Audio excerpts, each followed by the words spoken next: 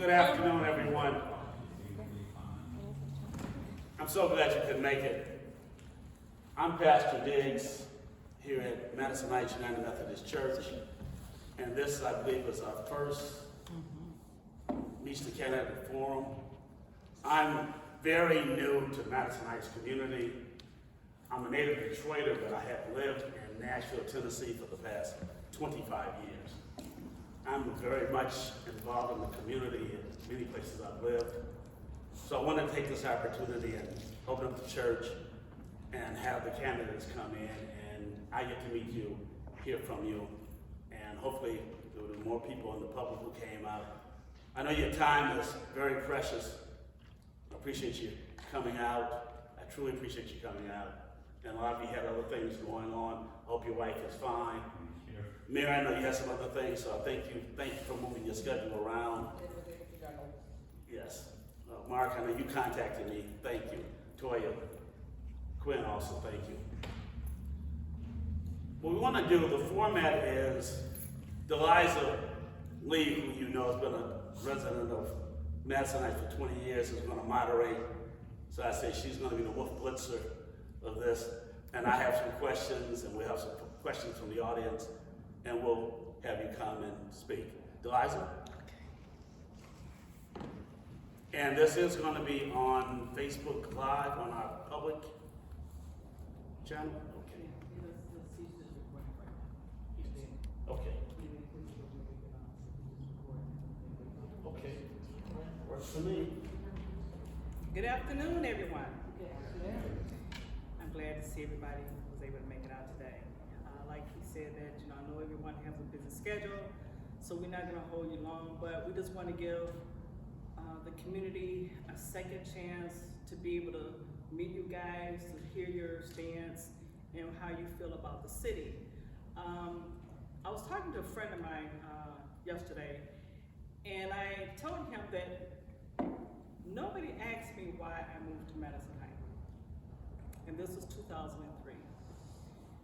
And I was looking for an apartment because I was in the process of a divorce, and I was looking for a place to stay, but I was looking for some place that's close to work. And I was working at the powertrain mooring plant on 9 Mile in Mayoral.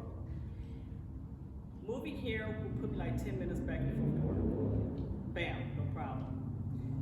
Later, someone invited me to a wedding here, and it took me a few months to come, and I ended up coming. And I fell in love with the church. I ended up really falling in love with the community here.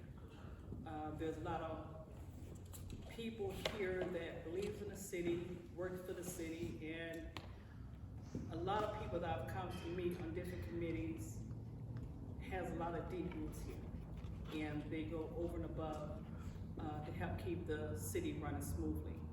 Thank you. So enough about me. I want each candidate come up, introduce yourself, and later on we'll have questions for you, and just state your case. Thank you. We'll start with the current mayor.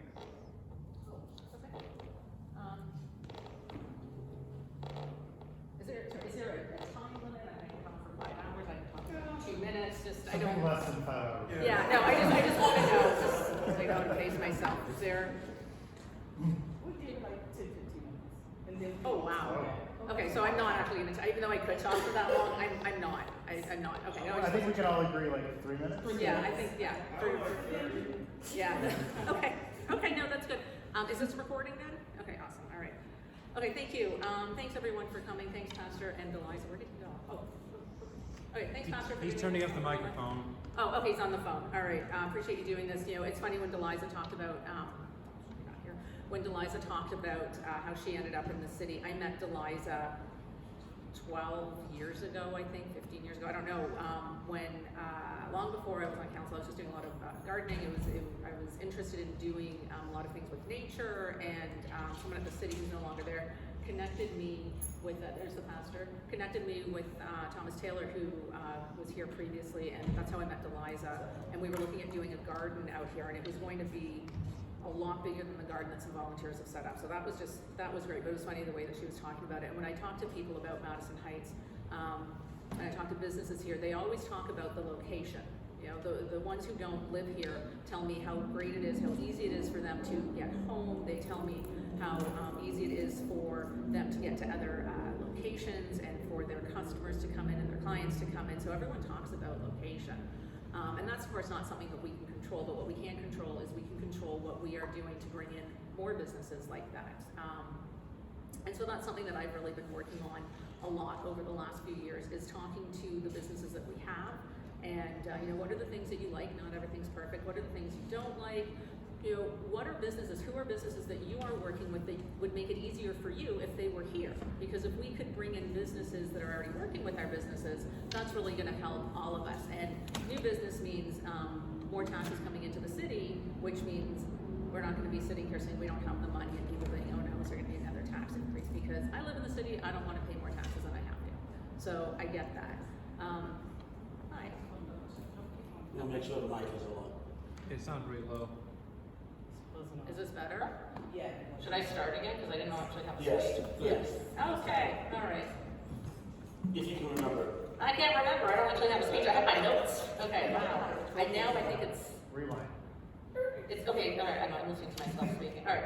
Hi, everyone. Just ignore that part. I'm Rosalyn Graston. I'm the mayor of Madison Heights. I've lived here for almost 17 years now.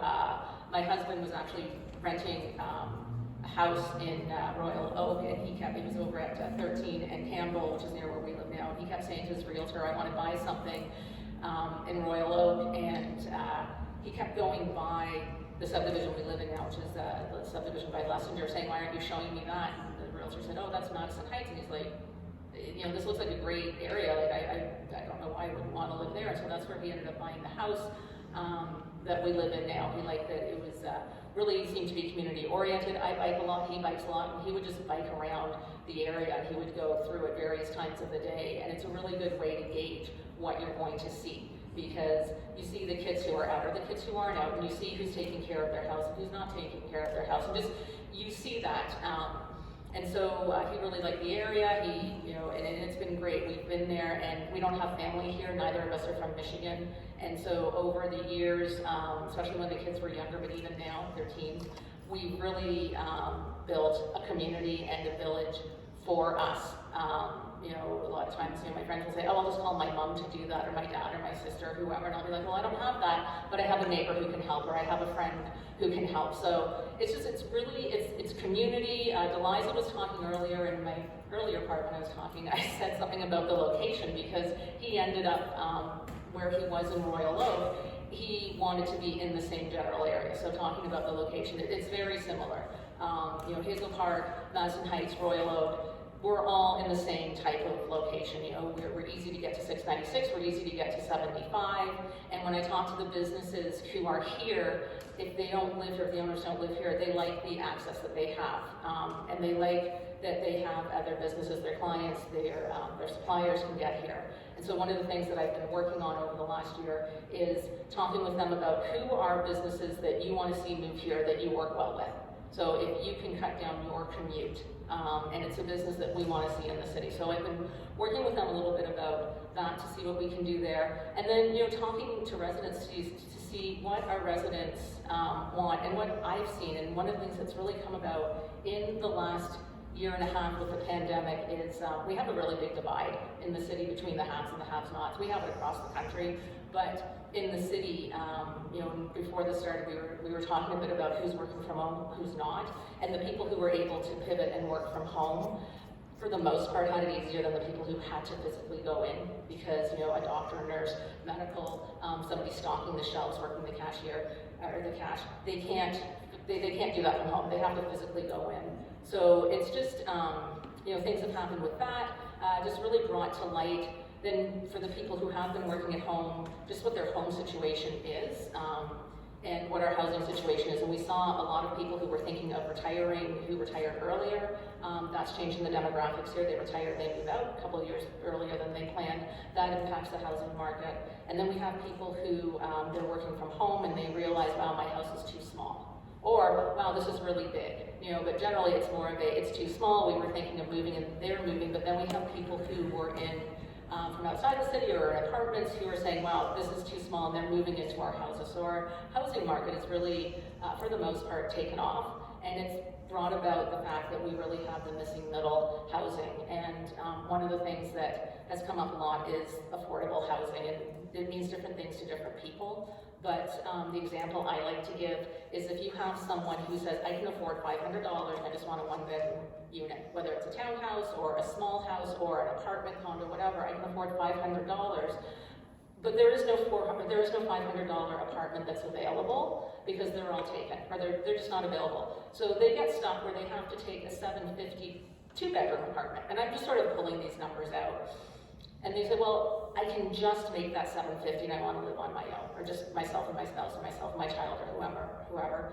So they suddenly have to pay 50% more for their housing that they might not have and they're struggling, or they have to take on a roommate they don't necessarily want. So what I've been talking with residents and with developers, investors about is the missing middle housing. And I'm using the 1 and 2 bedroom apartments as an example. But it's the same for any kind of house. You know, some people want to have a 2-bedroom house with no basement. Some people want the 5-bedroom house. I myself have the traditional Madison Heights house. We have it's 1,000 square feet.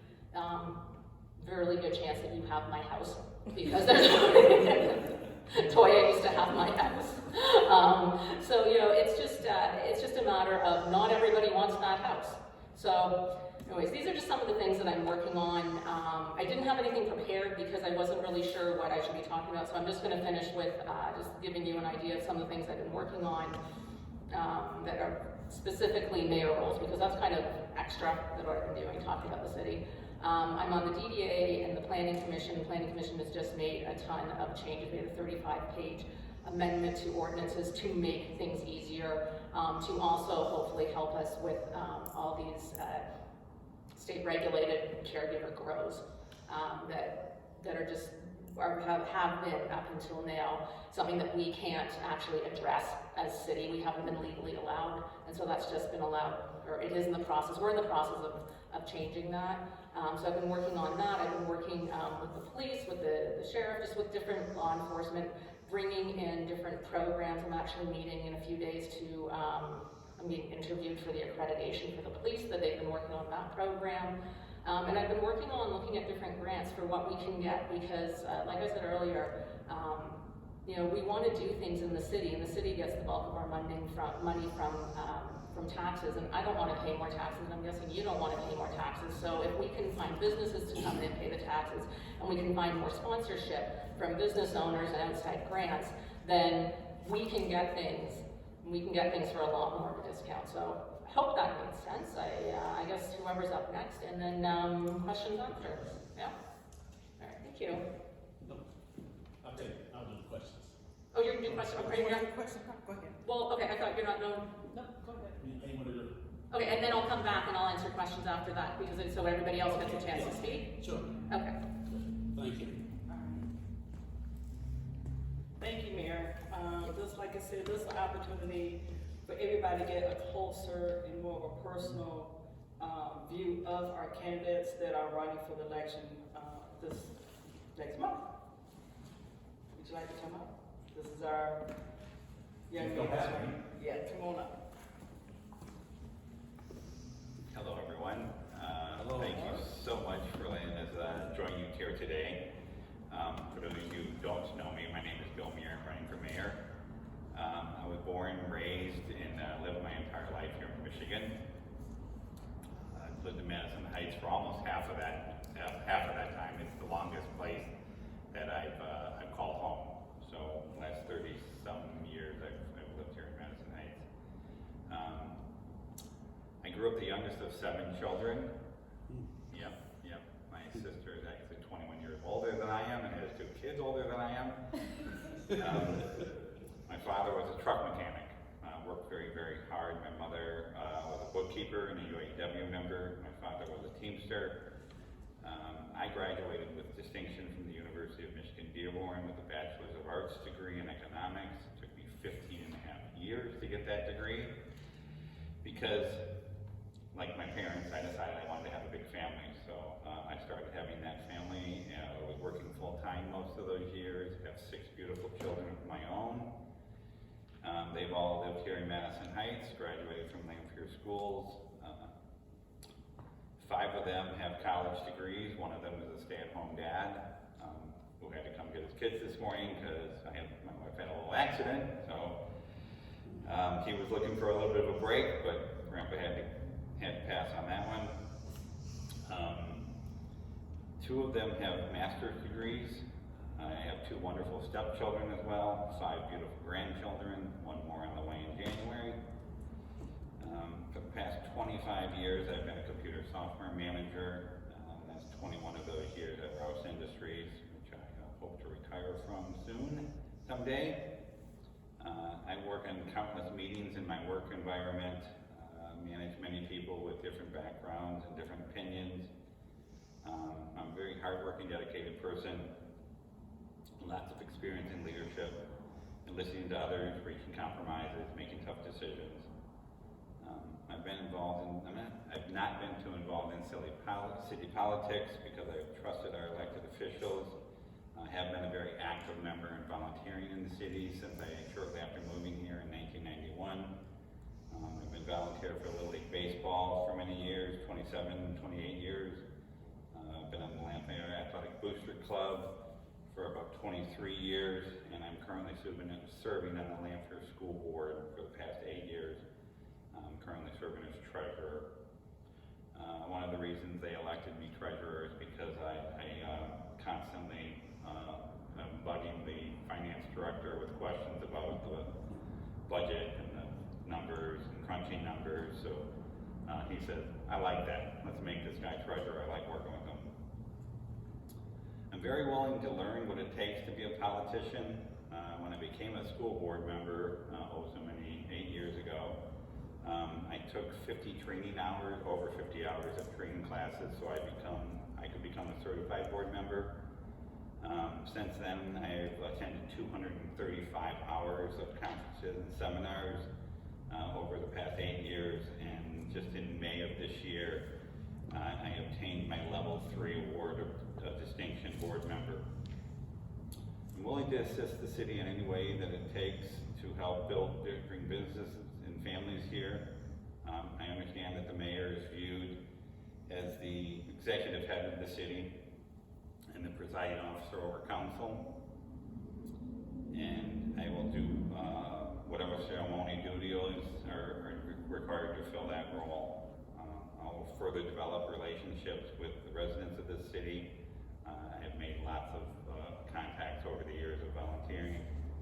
I know a lot of business owners in this city. I will further those relationships, and I'll work with our state elected officials to help growing this city that I really do love. If I elected, I plan to keep on volunteering. I'm still going to be serving hot dogs at the Little League games. I'm still going to be handing out scholarships and student awards at the high school. And I'll be the brand manager for the city when needed. I promise I will work to keep Madison Heights a safe, inviting place to live, work, and play. I'll support our first responders and look for ways for them to build rapport with our citizens. I'll look for ways to assist our seniors and families in need. I'm a huge supporter of education and helping our students stay engaged in extracurricular activities. I always talk about I've worked a lot with the athletic program, and you're a student athlete. You're not an athlete who just happens to go to school there. I look for opportunities for those students to be involved in the city and do volunteer work and hopefully help reduce city costs in some way. Oakland County has put together a 5-year Parks and Rec plan where they try and work with communities in the area, putting on events like the Motor into the Movie Theater. They had it at the Red Oaks Nature Center, or Red Oaks soccer field a couple weeks ago, which I enjoyed attending. I'll continue working with the county to bring more of those activities to Madison Heights. I'll promote economic development within the entire city. That progress in the DDA has been a little slow over the last 1.5 years, 2 years with the pandemic and all the fun construction that's going on. And I'm afraid that the I-75 construction continuing for another couple of years, it's gonna make that development a we will look for ways to keep moving that forward. These are the biggest challenges I think facing our city today. I think the most important challenge is staying and working together to meet these challenges. That's the only way we're going to keep moving forward and be successful at enhancing the quality of life and keeping the city moving forward. As your mayor, I will be receptive and proactive in addressing your concerns and facilitate forward thinking. I want to keep continue making and leading the progress that this city has seen in the recent years. I have the experience, integrity, and common sense to be a strong leader for the city. A mayor needs to give back to the community, and I've been doing that for decades. I'm planning to not be a one-term. I will serve the city as long as they'll have me. Again, thank you for the opportunity to meet with you today, and please get out and vote on November 2nd for your favorite candidate. Thanks.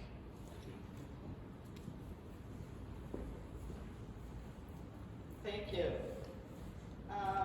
I would just like to say a few things, and I'll be commenting between each candidate. There's a lot of history that here in the city that many people may not be aware of. And we have multiple committees that's trying to bring the community into the city and let them be exposed to things we have here. One of the things we have is a historical room, which holds all the history of Madison Heights. You'd be amazed at the things that we have there. And it sits in the lower level of the city hall. So, the next person I bring you, Mr. Blitz, come on out. All right, forgive me, whoever comes next, because I gotta push this up a little bit. All right. So, thank you, Pastor, and everybody for having us here today. It's always great for us to come together and talk about issues that are plaguing the city. What are we doing? How do we move forward? And how do we become more educated voters? And I truly appreciate you giving us the opportunity to do that. And to everybody watching online, thank you for investing your time into getting to know each of us as candidates. If you don't know me, I've been on city council since 2013. So in the 8 years on council, I spent 4 of those as the mayor pro tem, which is a fancy way of saying backup. And so I did that. In my private life, I'm a VP at a software company. I've been working in software startups for a little more than a decade. The fast pace of software startups is the antithesis of what I came into in government. Government runs slow, and it's frustrating. And so trying to marry those two things was a big part of my time in office. How do we speed up City Hall to a way that, you know, not quite what I'm used to, but is more effective and gets things done? And at the same time, how do I become a more patient human? Which is, it's an ongoing journey, I will tell you that. I'm a 3rd generation lifelong resident of Madison Heights, which is a fancy way of saying my dad grew up here as a kid along with his 7 brothers and sisters, and I'm raising my kids 2 blocks away from where he grew up, which is crazy, right? You'd think that that'd be weird, but there's not a single street on this city that doesn't have either somebody like me who grew up here as a kid, or somebody like my dad who lived here for decades. Every single street in this entire city has somebody who's been here at least 30 years, which is phenomenal. And that only happens because this community is amazing. And that deep historical aspect of the community, that's something that, you know, my family and I, we've always been passionate about. Honestly, some of my favorite memories in my life happened about 50 yards outside. For those who don't know, I was the president of a youth organization called the J-Teens. And they were like a subsect of the JCs that my parents were very active in. And at the time, we held all of our meetings at the old Kendall School, which was owned by this church. And so that historical museum, a lot of that stuff came from that old Kendall school. And unfortunately we weren't able to save the building, but I'm so thankful that we were able to save the memories and the education and create that historical museum down in the basement of City Hall. Because if you don't know where you've come from, you can't progress forward. And so this entire idea that we're the city of progress, that's built on the backs of the decades of volunteers and amazing public officials who came before us. And so if you don't know where you've been, you can't go forward. And so I've kind of taken that to heart. I'm a software guy, I run fast, but I know where we came from. My family has deep roots in this community. I went to Lanphier, I graduated from Lanphier. It's cool because of who we are as a community that I can balance where we've come from and where we need to go. And I think because we're in a church, I feel like I have to quote Proverbs, where there is no vision, the people perish. That's been a big part of my focus on council. I came in with a vision. Within the first 100 days in office, I created the city's first technology advisory committee, which I'm told was the very first in the state. I modeled it after a city in California, and so we immediately got to work modernizing City Hall, getting technology in the hands of every city department like police and fire. And I continued that. I created the arts board. We got murals into the city. We got programs. I co-chaired the Trail Tunes Festival twice during the pandemic so that way we can bring people together.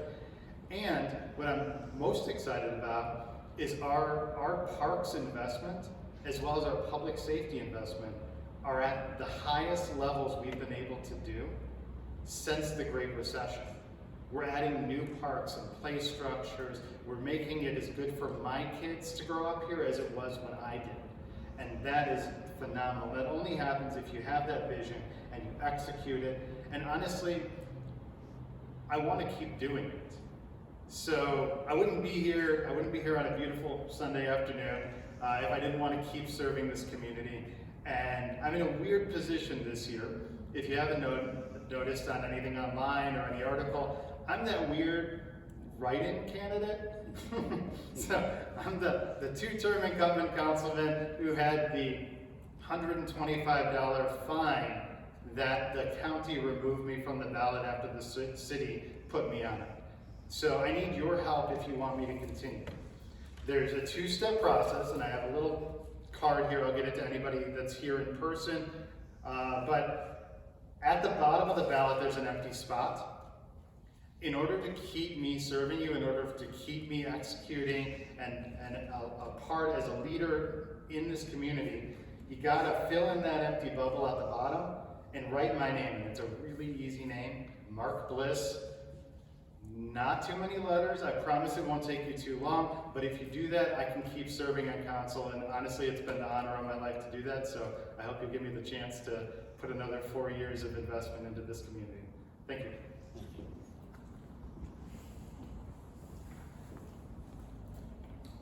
As you can tell, I'm kind of short.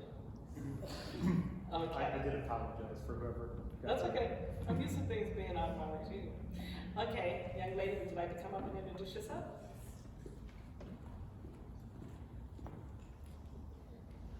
For some reason, I knew that I was going to come after Mark, and I'm like, oh God, who's going to bring that microphone down? I want to first give praise to God for being here today, not just because I'm inside of a church, but because that is what I believe and what I do. My name is Toya Aaron, and I'm running for City Council for the City of Madison Heights. I want to also thank Pastor Diggs for having us and opening up your sanctuary to allow us as candidates to come forth and speak to the residents of Madison Heights to share our vision and our goals of why we're running and why we desire to serve them on council and as mayors. Also, thank you, Ms. Eliza Lee, for even mentioning my name to your pastor. And I don't know how this conversation came about, but I am really pleased to be here.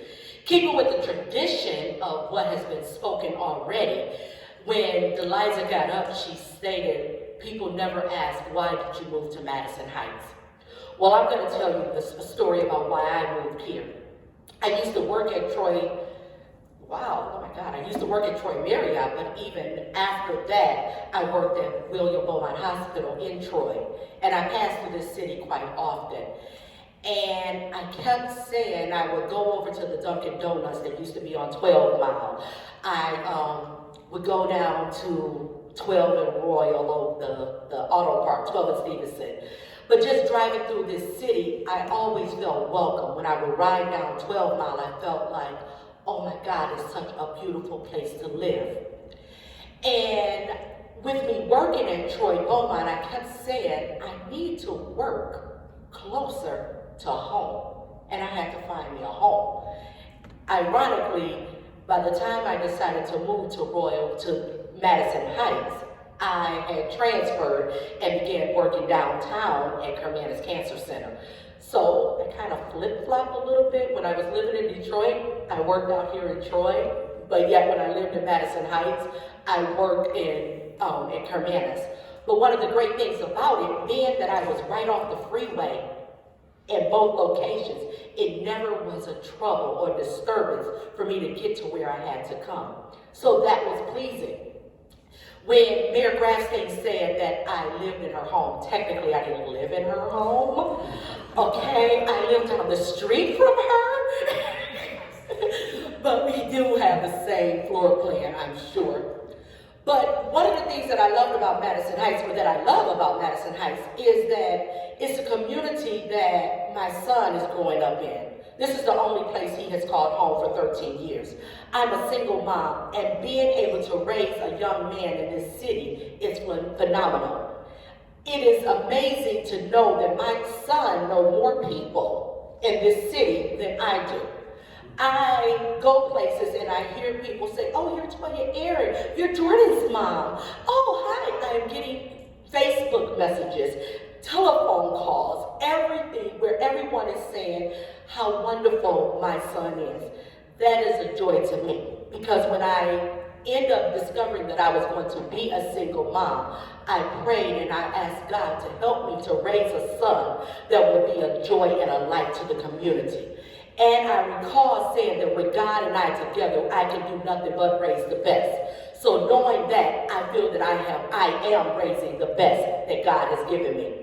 Let me tell you a little bit more about myself. I was born and raised in the city of Detroit. I lived there primarily all of my life, except for when I decided to move to Madison Heights 13 years ago. You've already heard that I'm a single mom. I am a licensed minister over at Spirit and Truth Christian Ministries, where my bishop is Bishop James Williams II. I have been at that church for well over 20 years. I was born Baptist, raised Baptist, but I live a life that only God can shine upon. I have a master's degree in industrial organizational psychology, and people always ask, what is that? It is the psychology of the workplace. It is trying to understand how organizations work and what makes people happy. My goal is to always say I never want to go to a place and work because I have to work. I want to work in a place where I enjoy working. And that is how I feel about this city. I don't want to live in a city where I just have to live. I want to live in a city that I enjoy living in. One of my ventures for this city is to make certain that we come together as a community, that we bond together, that we explore life together, that we live in harmony together. I decided to run for city council because there was things that I discovered that I did not like. And I said, I want to be that change maker. And because of my degree, that is what I do. I make changes. I like to be the salt and decide that I can change things around, move things around, and help to run a smoother government. Let me pause there. No, I am not Captain America. No, I cannot just flash my magical wand and make everything perfect. I do understand that there's protocols and processes that must be made, and I am willing to learn those processes and protocols. However, I do understand that I have the ability to read through information and learn how we can make something happen that we have not yet seen in this community. People have asked, what is it that I want first and foremost? I desire to have our city to become a little bit more safer. No, I know someone's probably said, but our city is safe. When I moved here 13 years ago, I felt that Madison Heights was the best place and I could leave my doors open. In fact, I recall a time that I left my door open for a whole work day. I thought that when I came back home that everything in my house would be gone. Yet everything was left intact with the dog sleeping on the couch. But today, I don't feel that same comfort level. I don't feel as though we can just walk out of our houses or leave our purses in the car without someone vandalizing us. And I want to find out how can we go about stopping that from happening. My community involvement has been limited when it comes to the things and the commissions and the committees that I have served in here in the city.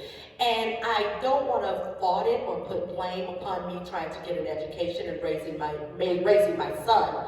However, that is one of the barriers that prevented me from working. Yet, at the same time, I was able to work with the Boy Scouts of America, Troop 1587, where we went out and we did things such as popcorn sales and helped my son rake leaves. I was a volunteer mom there. Whenever the school, he went to Lessinger, and currently he's at Page. But whenever the school needed a parent volunteer, I was one of the first to always say I would come into the school and volunteer. Being my time, donations of school supplies, candies, or monies, whatever they needed, I was always there to support the schools. I assisted with plenty of the teacher appreciations and helping the teachers out and doing classroom things for them. So those things gave me enjoyment and joy. And just to have my son smile and say, oh, my mom is here in the school. Funny story about that little boy. He wants to make certain that his mom represents him well, and he would check me. And if he seen that I was standing behind this podium right now without pantyhose on, he would probably be a little bit upset because he knows that I am out of protocol with that. But moving forward. What else is there to know about Toya and Aaron? I currently work I've been in healthcare, I should say, for the past 30 years. Although my degree is in industrial organizational psychology, I currently work at McLaren-Macomb Hospital as the coordinator for volunteer services, which what I do is I bring about volunteers into the system and I place them in areas within the hospital to help run the hospital smoother. Because just like every place else, there's a staffing shortage. But we do have really dedicated people that want to give back to the community and help. So having those volunteers come in to help the nursing staff, to help the dietary staff, to help even in my office, helping security, it brings a lot more easier structure for the hospital. So that is one of the things that I love the most. Let's see. Any other questions that come up, I would be more than happy to answer. I could just keep talking about me, but really I don't like talking about me a lot. I'd rather you ask questions. Thank you. Thank you. And this is why we're having this forum here today, so people can get a better idea of the candidates that's running. I hate to say last but least, but it's not at least. Mr. Quinn? And so when your last name is Wright and it starts with a W, you're used to going last. So it's okay. So the other part about there's like a good part and a bad part about going last. Like the good part is you're like, whew, okay, I can see what everybody else is gonna say. And the bad part is you're like, nope, they said that. Nope, they said that. But the truth of the matter is, I'm Quinn. I've lived in this city since 2007. I have 3 young daughters. They too have only known Madison Heights as their own home. So I'm a graduate of Michigan State University, so I always say go green. Pastor Diggs and I have traded barbs back and forth. We're going to find out who gets that last laugh this year on October 30th. So, but I am currently a financial advisor. I've been doing that for the past 5 years. Prior to that, I was in supply chain management. I did international business. I worked for a company called Panalpina. It's panning the Alps. So I did international business. And so I done a lot with executive C-suites and dealing with complex solutions, helping them to manage their, basically, you know how like during COVID, everything shut down because everything was in China and we couldn't get it here? So there was like a big backlog of things going on in the world. Like you couldn't get your cars or your computers. My company, I work with a company that helps solve problems to make sure stuff like that didn't happen. And so apparently they miss me in that industry. No. So outside of that, I serve in the city currently as the chairman of the Human Relations and Equity Commission.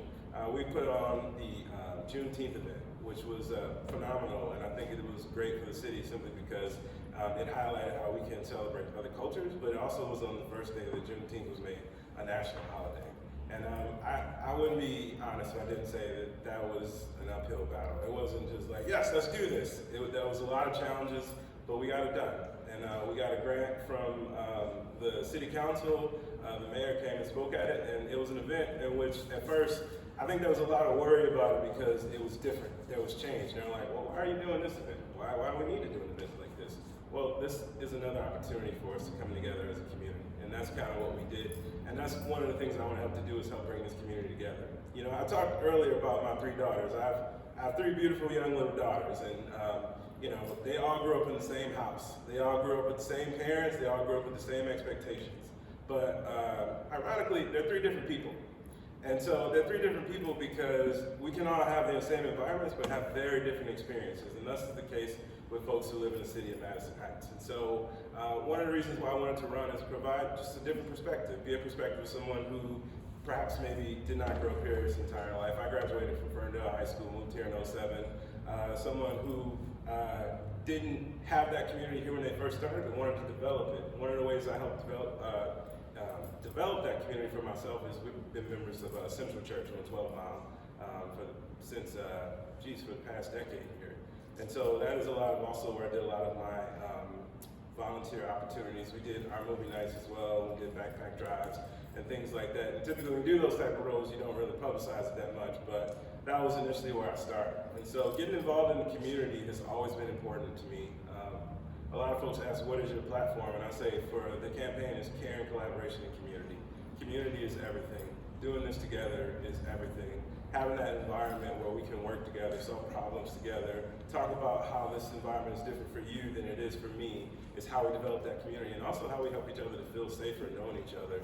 I think that a lot of the things that our city faces now going forward for this community and others is going to be built around us knowing each other and knowing what we need and knowing how we can help each other, how we can look out for each other, you know, how we can make sure when our car doors left open, we don't have to worry about it. And so those are some of the things I just want to help with, is helping us develop that community, but also by caring each other, by seeing each other first and saying, oh, hey, maybe it's a little bit different for you. So, because I can tell you stories about mine, just my experience, just like you can about yours.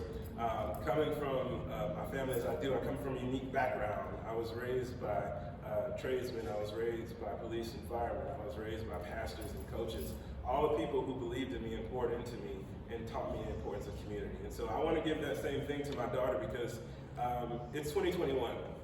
We are in a small community, but a large community. Like, for example, my kids don't go to Lamprey schools, and that's okay because it's a different environment now. We don't always have just a school and a building.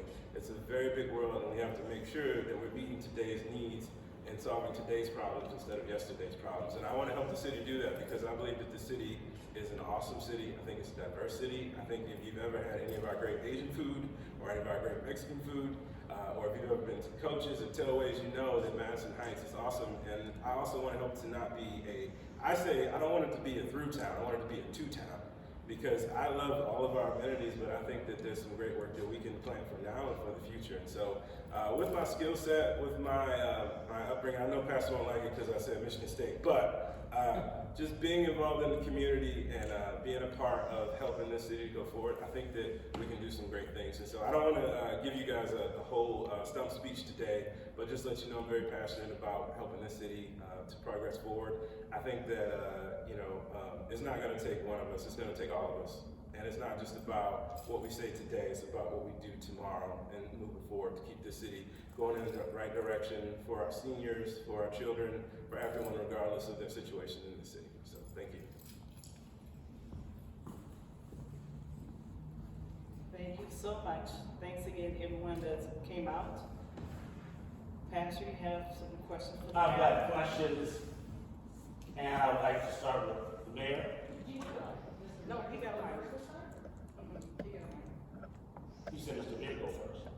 Yeah, well, I went first also, so I just want to see if you want a chance to go first. Okay. So, Mr. Mayor? Go reverse order.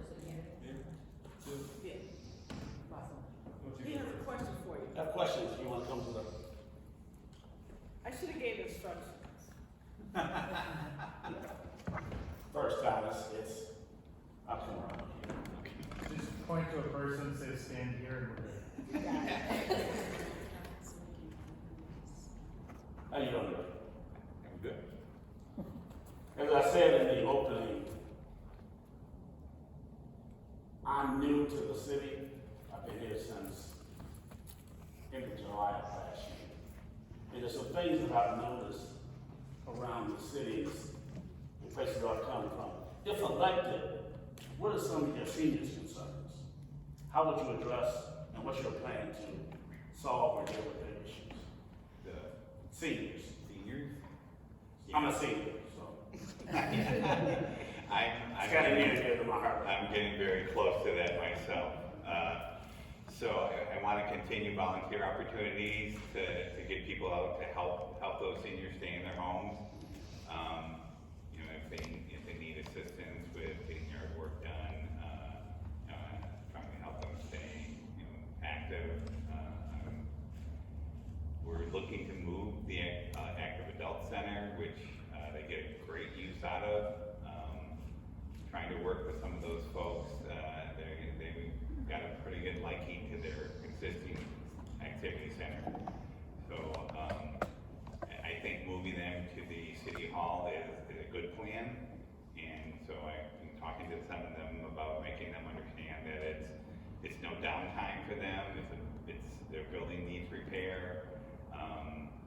If we're going to do the repairs, it's going to shut down their building for a while. So let's build them a new facility that they can use, and you know, keep things rolling and not have to have that downtime for repair. So trying to keep them active in the community, trying to make them like they feel like they still have a voice.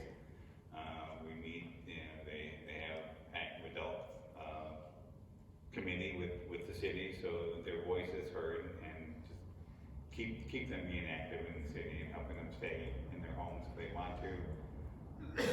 Look for, you know, ways that we can, you know, Mayor Grafton talked about affordable housing and affordable units. Not a whole lot of property in Madison Heights to put new housing in. Hopefully, the thought was that the new building on DeQuinder was going to be low-income housing or at least assisted. And unfortunately, they didn't get approval for that. So keep looking for ways that we can offer affordable housing to those seniors that want to stay in the city that they've grown up in, lived in. Mark talked about his family has been here for years, and we have a lot of people. And like Mark said, you know, there's almost every street that has 30 people that lived here for over 30 years, and they want to keep their homes, but it's getting harder and harder for them to do. So. Let me ask you a follow-up question, and I'll be fair.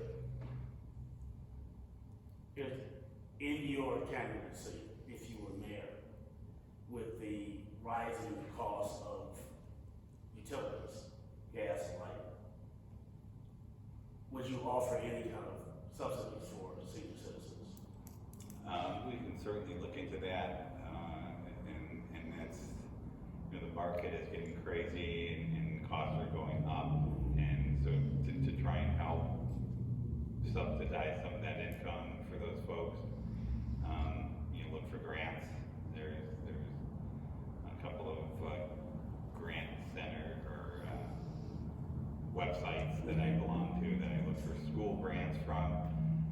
So continue to look for ways to help those folks with their cost of staying in their homes for sure.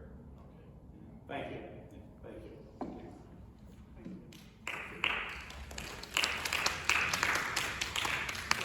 Yes, thank you. So, come on. Stand here. Yes, yeah. Well, I just figured, and then next time I'll go, and then he'll go, or unless he wants to go again first, or whatever, that's fine. Okay. Do you want to answer the senior question? Same question, Okay. I need to be fair. Okay, sure. No, that's fine. Do you want some water or something? Drink? I'm good. All right. He's has one. Okay. Okay, so can you just phrase, I just want to make sure I answer, I know it was a two-part question about seniors, so you want to know what am I doing to help seniors now, is that the question? You can't be elected, what are some of the concerns Sure. of our seniors. Okay, sure. So one of the things that I did last year was I carried on the tradition of doing Break with the mayor. So this is something that's open to everyone, and last year we actually had, I think I had 40 or 50 people who came. I felt like I had more volunteers than I had houses to go break at, but you never know who's going to show up to volunteer. So that's something I want to continue on, and I want to make it a little bit more of a more formal program. But it's great because my thought was that the kids would be helping, we'd have youth helping, and then we actually had some adults who came out, and we even had a senior who came out. So that was really cool. But I want to continue that. My plan is to continue that this year. Should I stay mayor, I will continue that.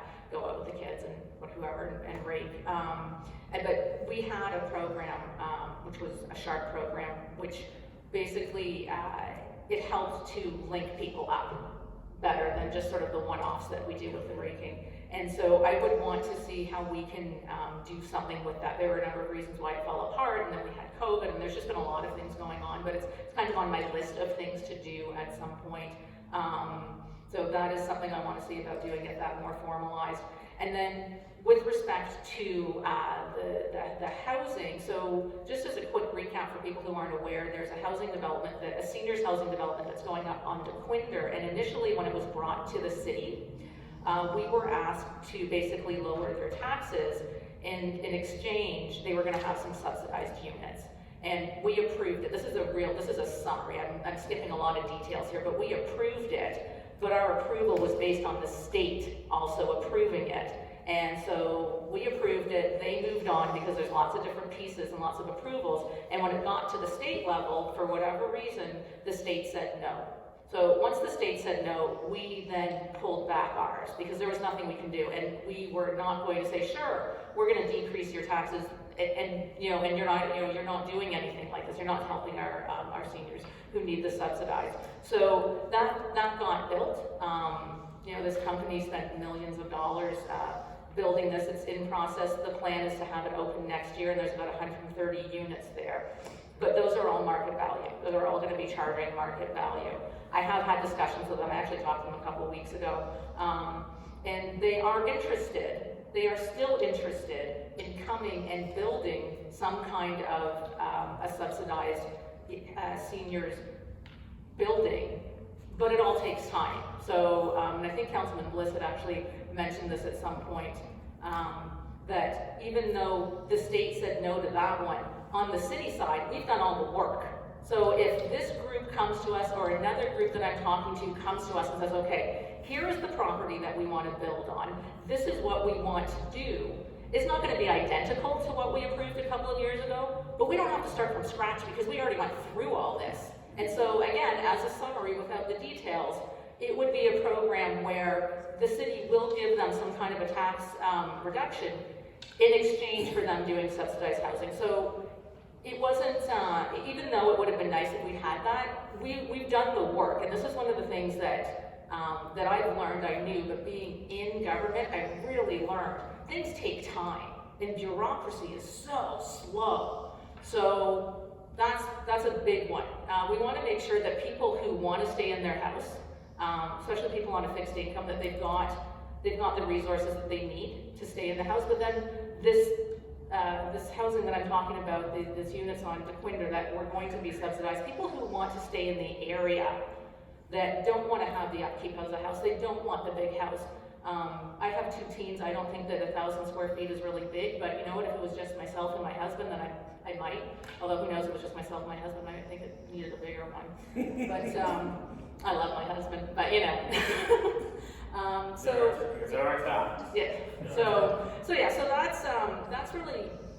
That's really a big thing there for the seniors, and then making sure we have the seniors programs.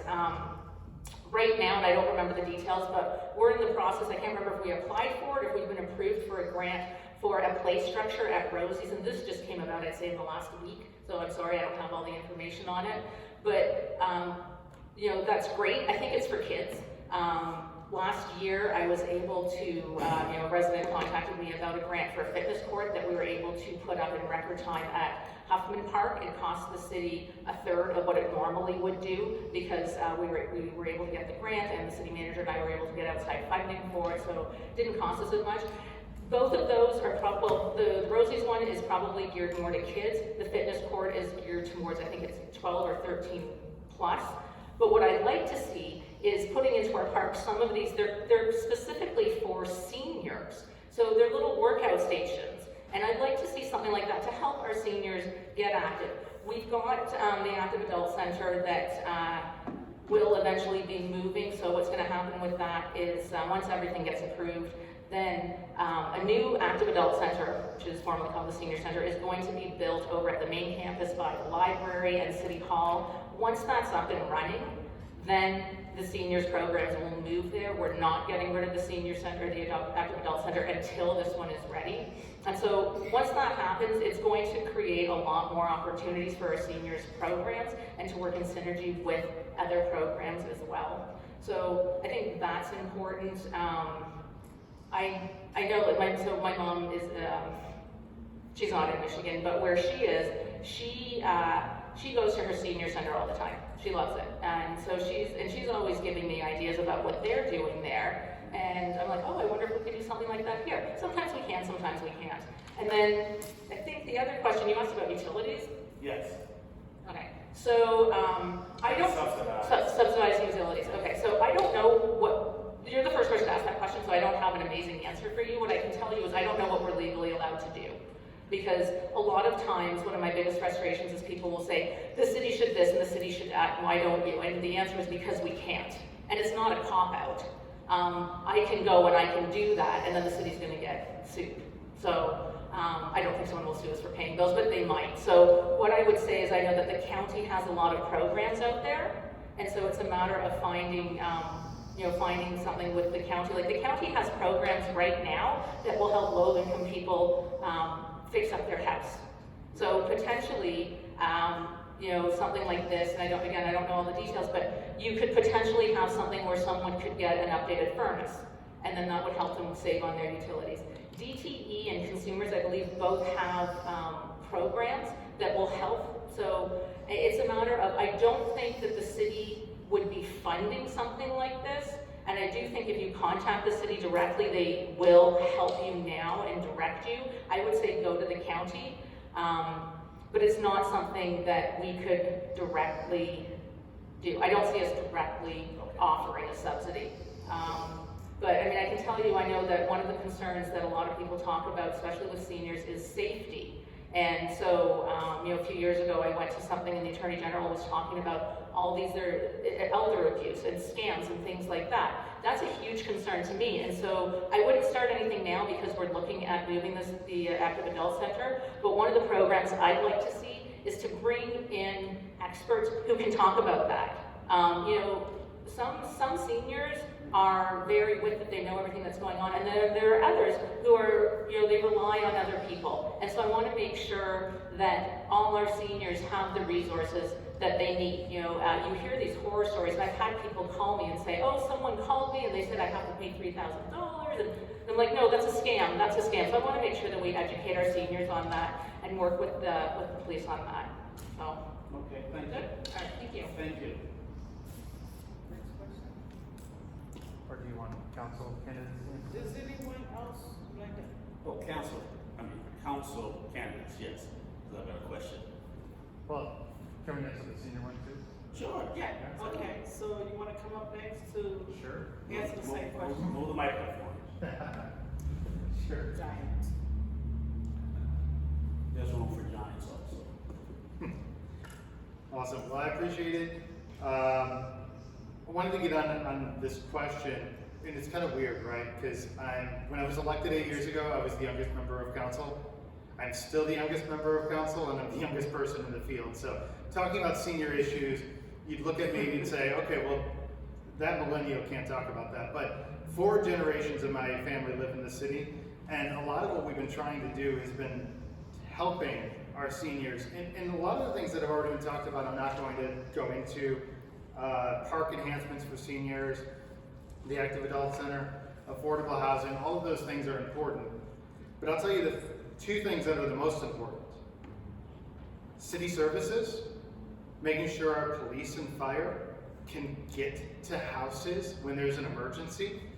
Right now they do it in 3 times the speed of the national average. That's Madison Heights. And that's important to our seniors. Also, lower taxes. We talk a lot about fixed income.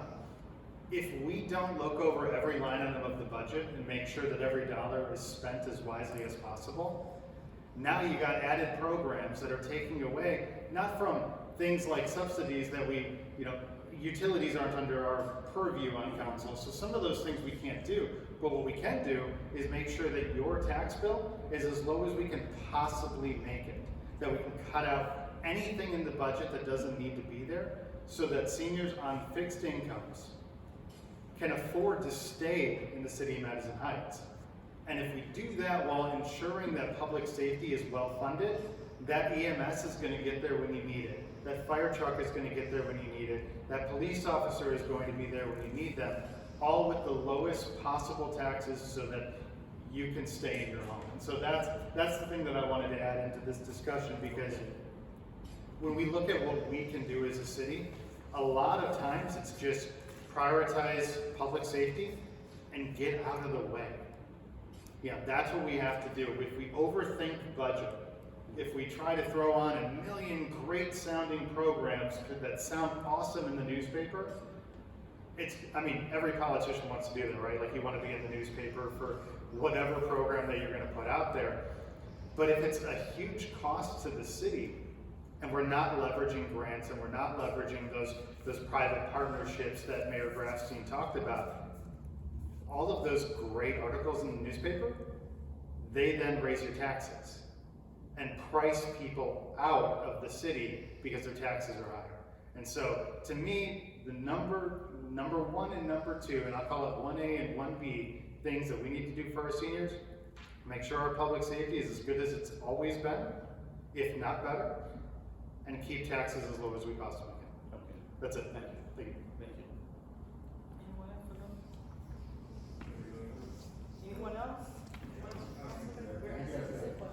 You guys said a couple of things that really kind of, you can't ask me the whole question again, I want to make sure I don't miss part of it. Well, I'm passionate about a couple of things, and one of the senior citizens and the community.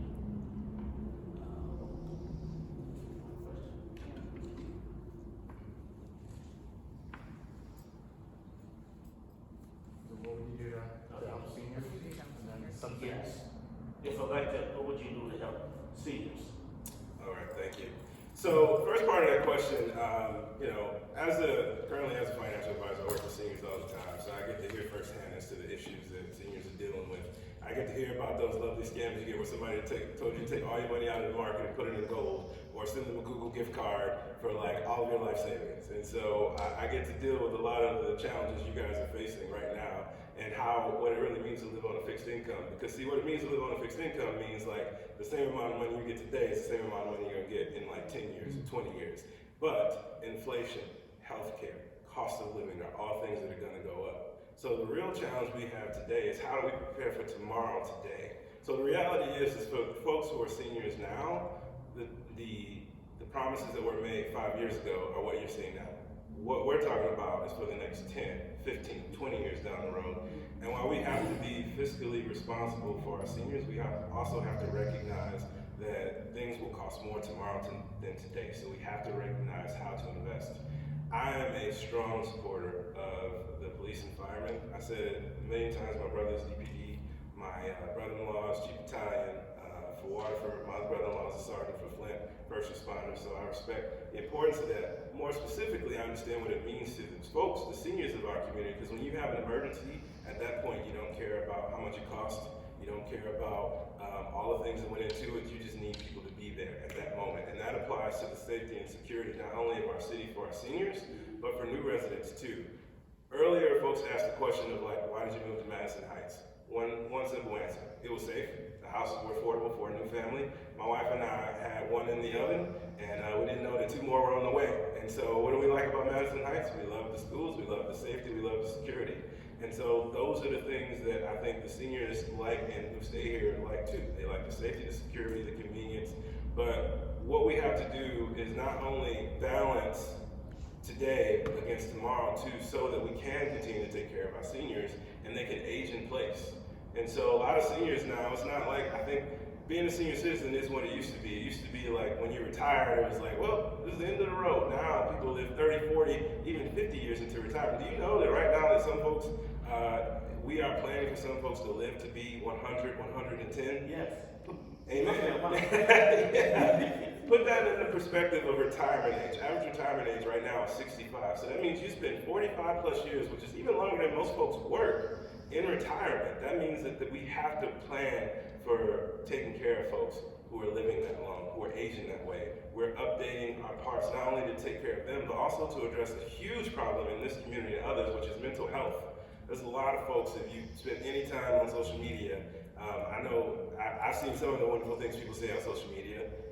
It's a lot. And so we need to prepare for these things. We need to prepare for helping people to address these things and not make it such a big burden, because it all does come back to us as a community. And we do have to find different ways to address it, but more importantly, we have to just talk to people, talk to our seniors one-on-one, understand their individual situations and what's going on with them. So for the past couple of years, I've been to the, outside of running, I go to the Active Adult Center and I talk to seniors and I talk about the situations. And their biggest challenge is dealing with their fixed income. So helping them to maintain their costs, helping them to provide those community and shared services and address the changing retired population, I think is one of the ways in which I would do it. But most importantly, connecting and making sure we're having that conversation, that one-on-one thing, and it's not just a inconsistent thing, but we're in constant communication. So I can tell you what we're dealing with, and you can tell me some of the challenges you are facing. So. One of the things you brought up is about the police. And I consider Madison Heights to be very safe. But I've heard some of the candidates talk about safety and making it even safer. What would you do to help support the police department? The police department? Well, you know, the city is going through an accreditation process, and is a part of it. That accreditation was initially going to be a part of something that the Human Relations and Equity Commission and help them take a look at to make sure that they're addressing things to deal with biases and things like that. And so we still want to help them to get that accreditation, but most importantly, we want to make sure that they're properly funded and they have the most advanced technology. So what that means is they have equipment not just for today, but for tomorrow. And they have systems that can deal with things like texting and, you know, people's different situations and what we're going to face tomorrow. So how they lay out you know, how the communities work together collaboratively with the other sheriff's department, with the state department.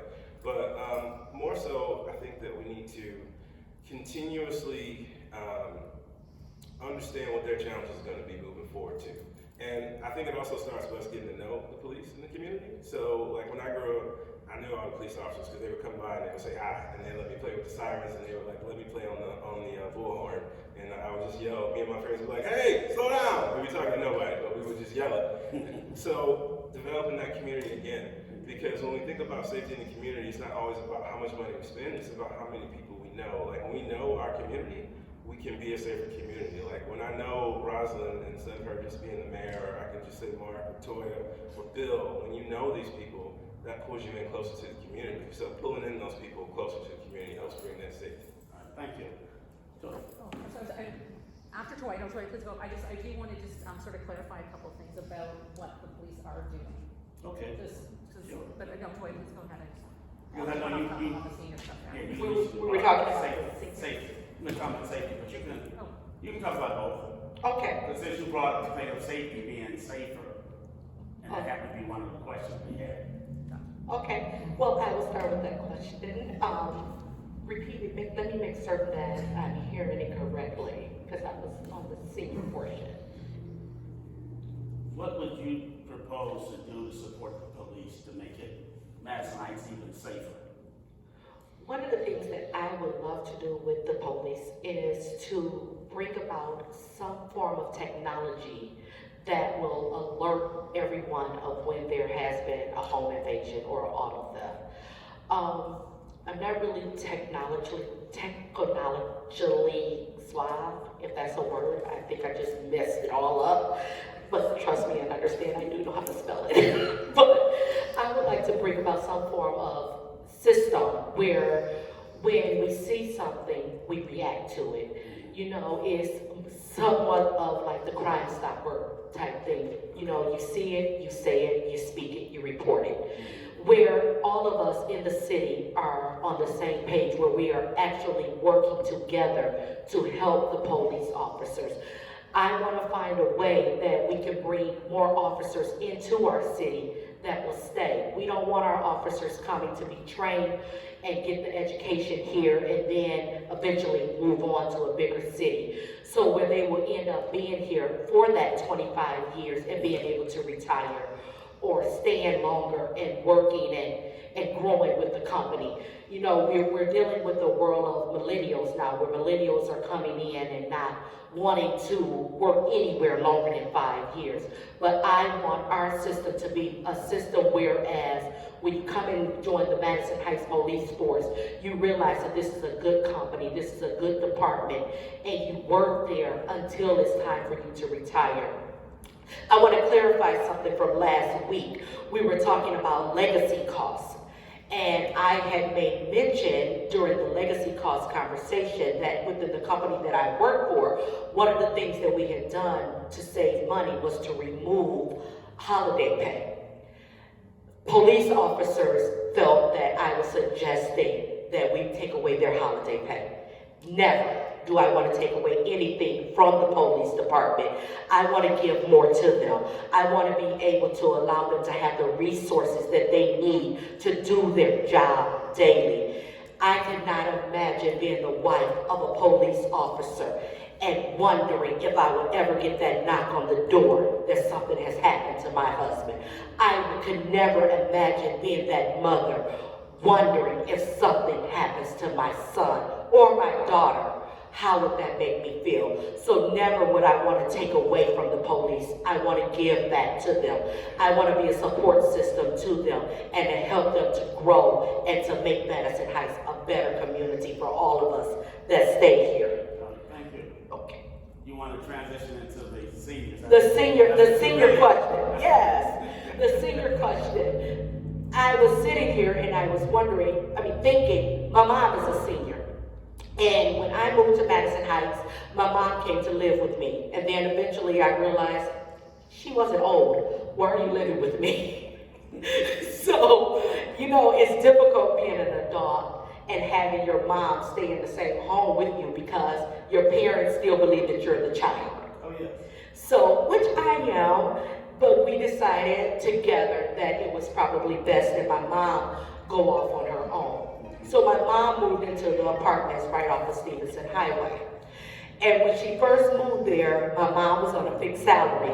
And as Mr. Wright stated, you know, you look at your income as a fixed income. You're going to receive the same amount of money from now until 2025 to 2035, unless the state decides to give another 15% increase. But you're basically receiving the same amount of money forever. When my mom moved into that apartment, she got a 2-bedroom apartment. And at that time, she was paying $725 for that 2-bedroom apartment, which on her fixed income, that was awesome. She was able to afford it. She did not have to worry about whether or not she was going to eat or whatever was going on. Each year, and she stayed there for 9 years. Each year, her rent went up by $30 to $50. At the end of the 9-year period, my mom's rent had went up to $1,085 in 9 years. And she was crying.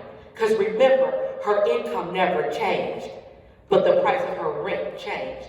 And I feel that when we look at affordable housing for our incomes, whereas my mom ended up going to buy a house and she moved out of the city into another city, but she found her a house where her house payment was that same $700 that she paid back then.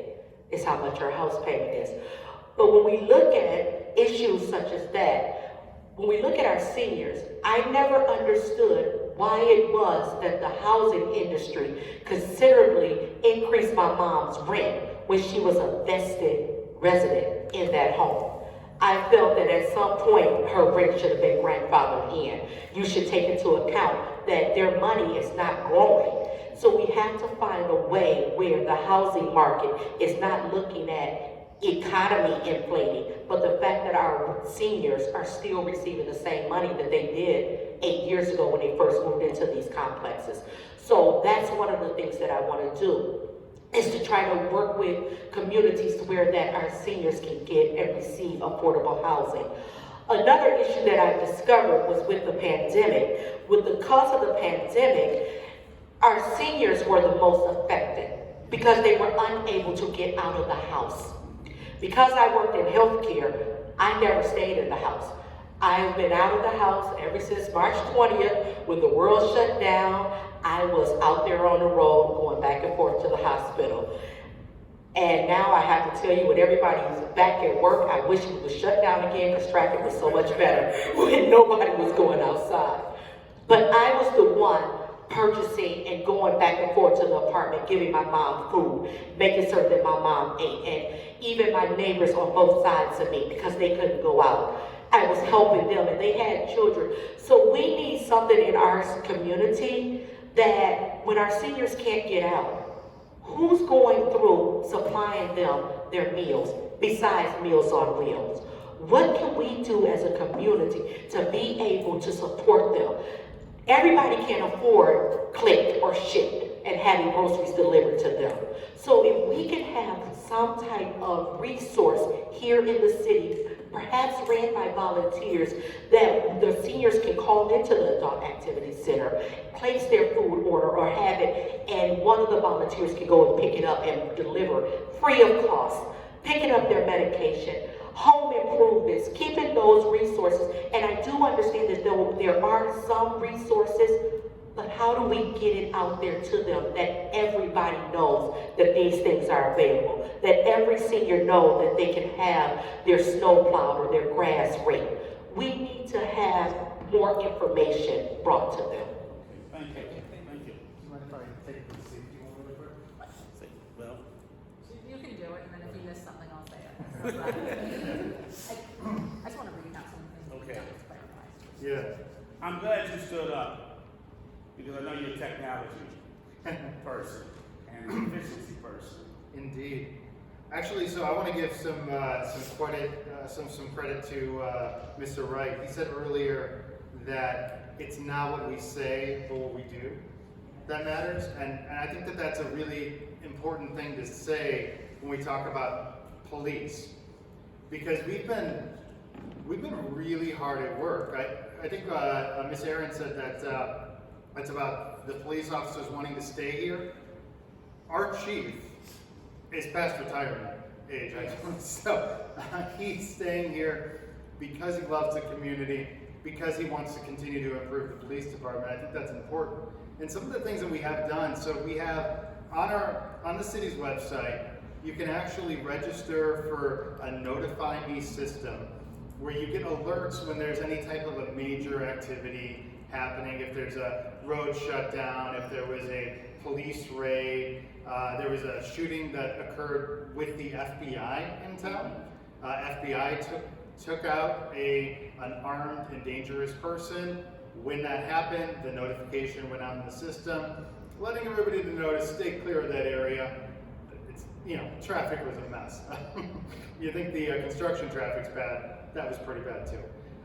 We also have an upgraded next-gen 911 system that we put into place a few years ago, which allows for our operators with 911 calls to know a little bit more accurately exactly where the person calling is, even if they can't identify that, which is critical, particularly when we talk about seniors, or we talk about those who may not know exactly where in the city or the address that they're calling from. The next-gen 911 system can know, I believe, within 30 yards and send that police officer exactly where they need to be. We got new cars, we got a new gun range so our police officers can better and more efficiently train. We have police body cameras to be able to assist us both with transparency as well as training, because all of those body cams are able to be reviewed by our chief and our administrative staff to be able to help and guide our new officers. We've hired several new officers. I think 6 new officers in the last, I don't know, probably 6 years. The bulk of those in the last 4.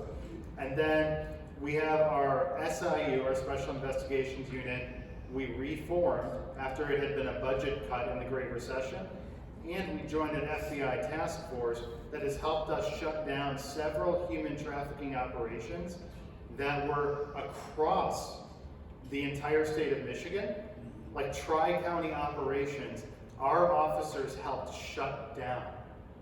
And that's something that I know Mayor Grafstein, myself, and the rest of council, we're extremely proud of, because those are the types of evils that are happening, not in Madison Heights specifically, but in the world. And if our police department, if our investments in police can help stop that from happening, honestly, that's the thing that we're most proud of. And so I think the important thing for us going forward is to continue to get that merge of personnel and training along with this new and modern technology. How do we marry those together continuously to make sure that we have the best police department in the state, who can not only help keep Madison Heights safe and get to you when something happens at your home, but also make sure that the entire state is safe, because those types of major operations, whether it's drug stings or human trafficking, when those happen,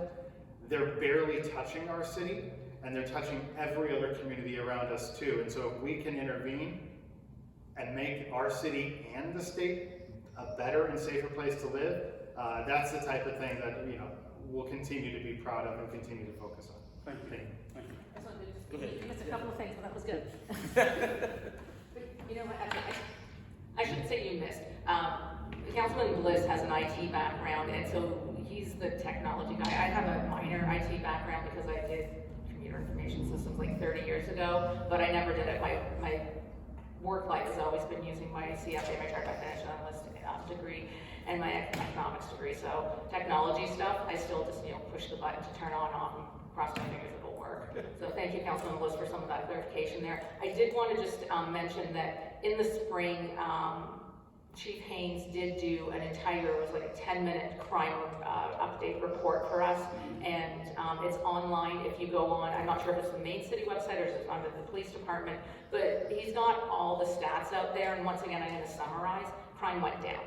So, so it's there if you want to see the actual numbers. It's about 10 minutes if you want to listen to the whole presentation, watch the whole presentation.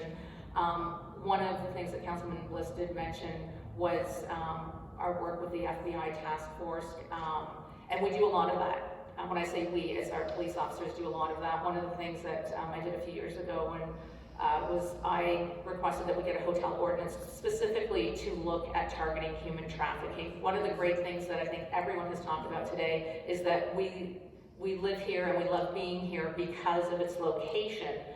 The downside of that is that we have hotels and we have people who use those hotels to do bad things because they can't just jump on the freeway. So by setting up this hotel ordinance, it has been part of what has helped the task force. And again, not just in Madison Heights, but in the surrounding areas. We want to be a good neighbor too. We don't want to say, oh, it's on the other side of the pointer, we don't care. So we've worked with our neighbors and with the different levels of law enforcement on that.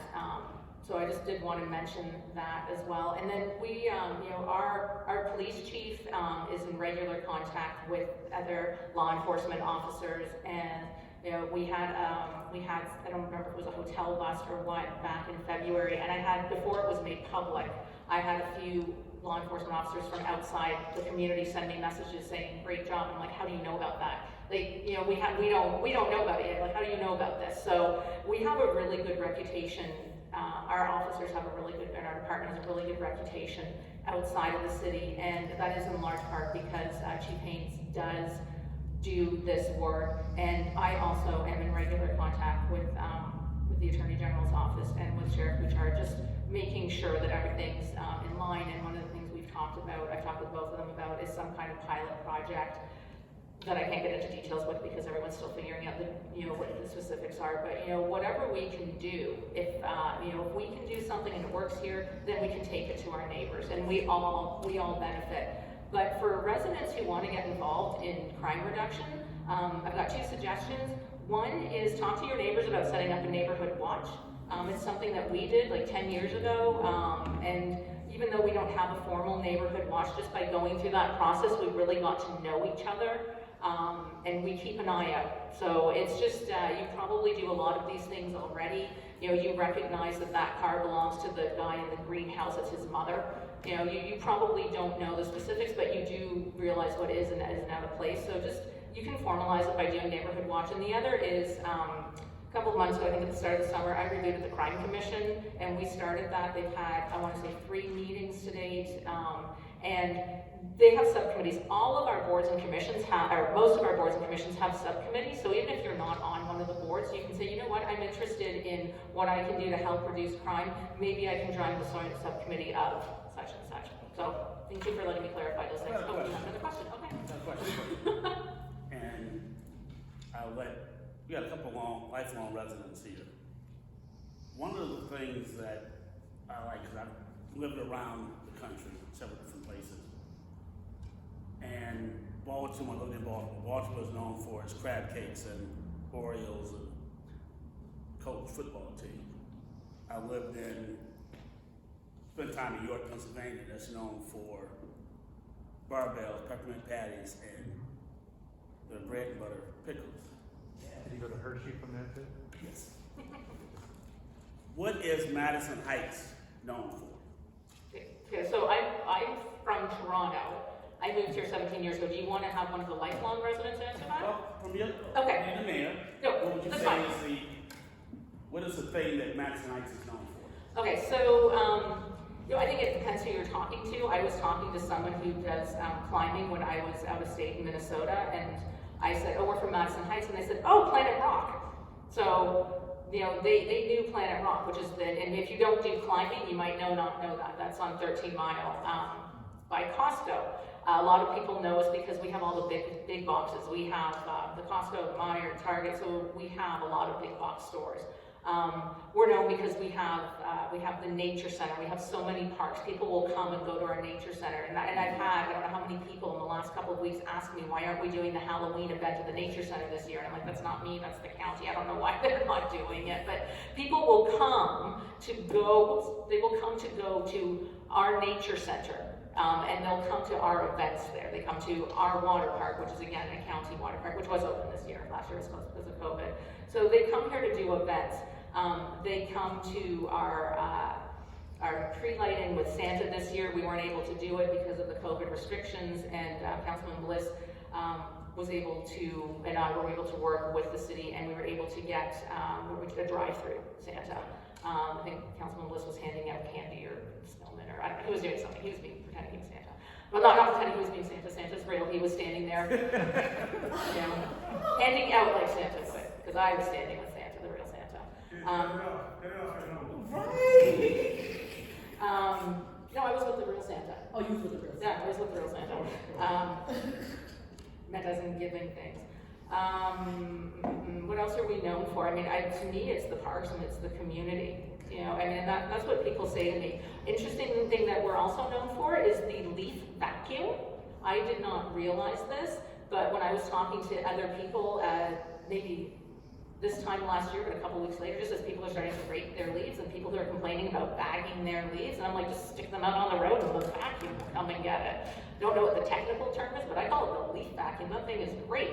And people look at me like, what, we don't have that. I'm like, what do you mean you don't have that? Apparently, not everyone has that. So we're actually known for that now. I just didn't know that.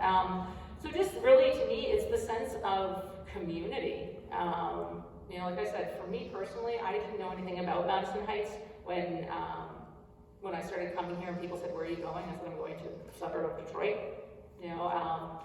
And I didn't know a whole lot. And my husband was living, as I said earlier, he was living in Royal Oak, and I didn't know a whole lot about Royal Oak either. I didn't know anything about any of the suburbs, and I got to know Madison Heights, and it's walkable. I walk everywhere that I can. And I love that because I go walking and I go biking, and I prefer to do that here than in the neighboring cities. You know, it's great. I can just put my bags on the bike and I can just go wherever. So, I don't know. To me, that's what we're known for. Thank you. Candidate Ned. Let me just go back to the police question real quick. Okay. Obviously, all the things that you guys said are wonderful. Mark's talked a lot about beating the budget up and looking for numbers. I'm pretty good at doing that kind of stuff too. And I think what I would look for is, I think we have 60 some police officers now, 61, 62, somewhere like that. 3 only on the special investigation unit. I'd like to see if we can't find some way to add another person to the special investigation unit. Do a lot of great work. I think Grafsteinstead, our hotels offer some opportunities for people to do not such good things, and that's the special investigation unit has worked pretty hard and stopping some of those things from happening before they get too out of hand. And with 3 people, that's pretty challenging for them. So I'd like to look to see if we couldn't find another spot. As we talked about, the pension is only open to our police officers and trying to get them to stay here for a long time. So I'd like to continue to do that. One thing that when I first moved here 30 and a half years ago, I used to see police and reserves patrol my neighborhood at least 3, 4, 5 times a week. I don't see that so much anymore. So I wanna look for ways to get those officers back out in the communities. I'm not sure, maybe Mark or Rosalind can help. I don't know how many people are in the reserve program anymore this time, but they used to be out patrolling, just kind of driving around the neighborhood and getting to see their community. So I'd like to try and get more of that community policing back. As far as what's the city's known for, as Rosalind said, community. I mean, that's the big thing. We're kind of a sleeper city that we're not the Royal Oak, we're not the Ferndale, we're not the party life. We're a nice, quiet community where people get along. They help each other out, as several folks have mentioned so far.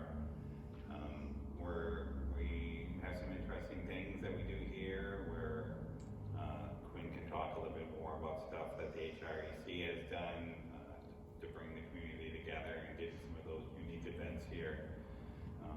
The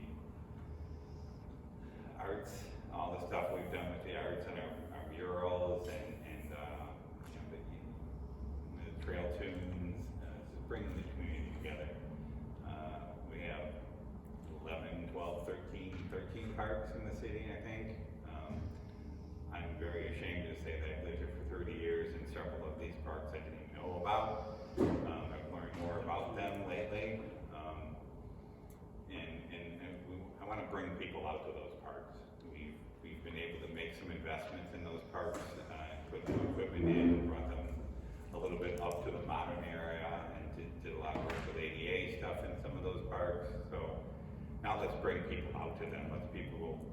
Let's educate people that we have these 13 parks in Madison Heights, and get people out there and get them using them.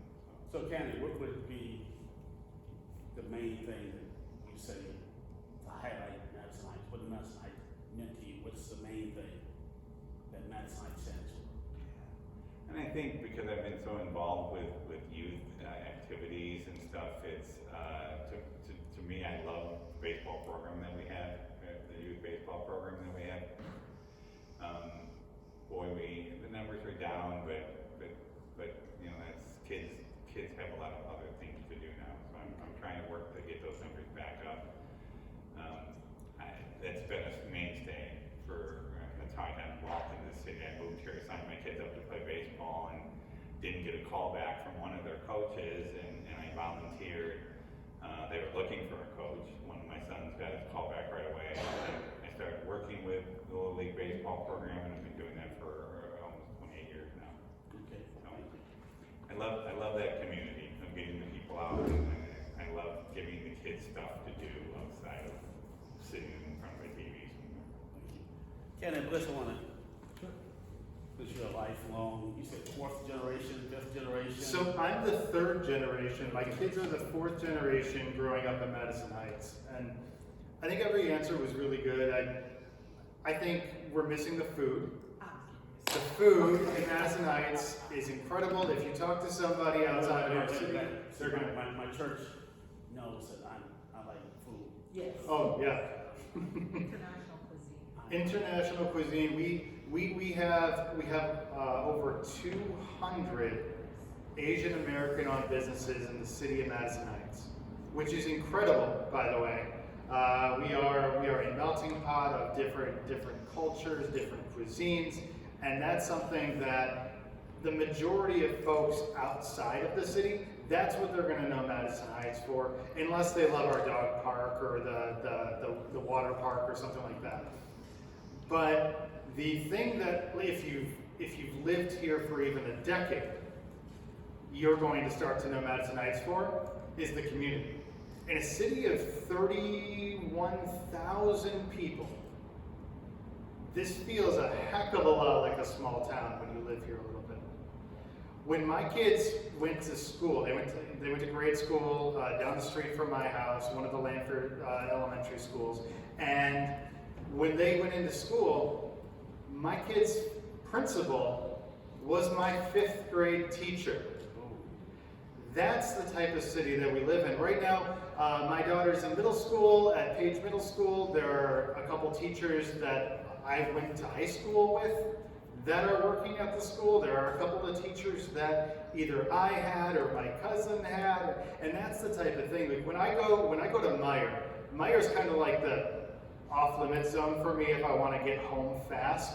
Because the second that I go to Muir, I'm committing to having conversations with 10 to 20 people that my family has known all through the years. And you know, the first 30 seconds of every one of those conversations is, oh, so tell me about how we know each other. You know, like trying to really understand that.